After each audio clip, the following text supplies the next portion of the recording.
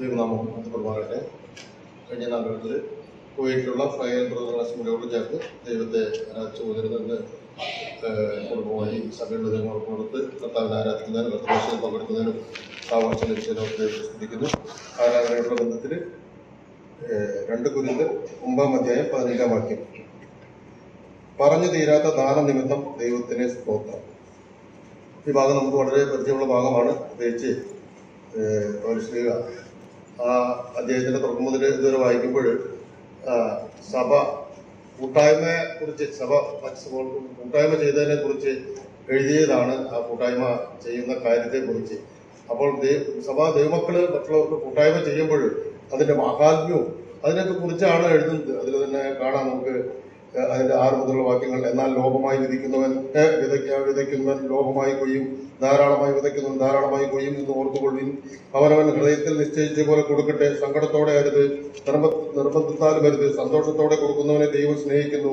നിങ്ങൾ സകലത്തിലും എപ്പോഴും പൂർണ്ണ തൃപ്തിയുള്ളവരായി സകല സൽപ്രവൃത്തിയിലും പെരുകി വരുമാറ് നിങ്ങൾ സകല കൃപയും പെരുക്കുവാൻ ദൈവം ശക്തനാകുന്നു. അങ്ങനെ കൂട്ടായ്മ കൊടുക്കുന്നതിൽ ഉള്ള സന്മനസ്സിനെ പുകഴ്ത്തിക്കൊണ്ട് പറയുന്ന ഒരു അധ്യായമാണ്. അതിന്റെ അവസാനം അതിനെ പ്രോത്സാഹിപ്പിച്ച് അതിന്റെ അവസാനം പറയുന്ന വാക്കാണ് പറഞ്ഞു തീരാത്ത ദാന നിമിത്തം ദൈവത്തിന് സ്തോത്രം.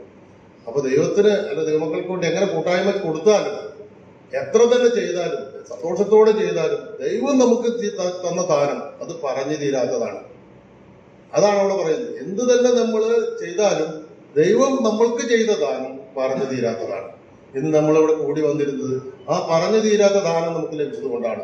ഇന്ന് കർത്തൃമേശ പ്രത്യേകിച്ച് നമ്മുടെ സ്മാരകപാഠങ്ങൾ നമ്മളെ കാണുമ്പോൾ നമ്മൾ ഓർക്കുന്നത് നമ്മൾക്ക് പറഞ്ഞു തീരാത്തൊരു ദാനം ലഭിച്ചത് കൊണ്ടാണ് നമ്മൾ ഇന്ന് ഇവിടെ വന്നിരിക്കുന്നത്.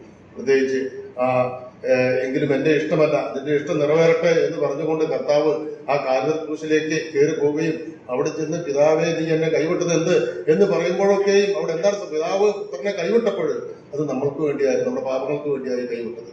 അപ്പോൾ ആ പുത്രനെ തന്നെ പറഞ്ഞു തീരാത്ത ദാനമാണ്. മാത്രമല്ല അതിലൂടെ നമുക്ക് ലഭിച്ച അനുഗ്രഹങ്ങൾ അത് പറഞ്ഞു തീരാത്ത ദാനമാണ്. എന്നാൽ നമ്മൾക്ക് ഇവിടെ എന്താണ് നമ്മൾ ചെയ്യാനുള്ളത്? ഇവിടെ തന്നെ പറഞ്ഞതുപോലെ പറഞ്ഞു തീരാത്ത ദാനം നിമിത്തം ദൈവത്തിന് സ്തോത്രം.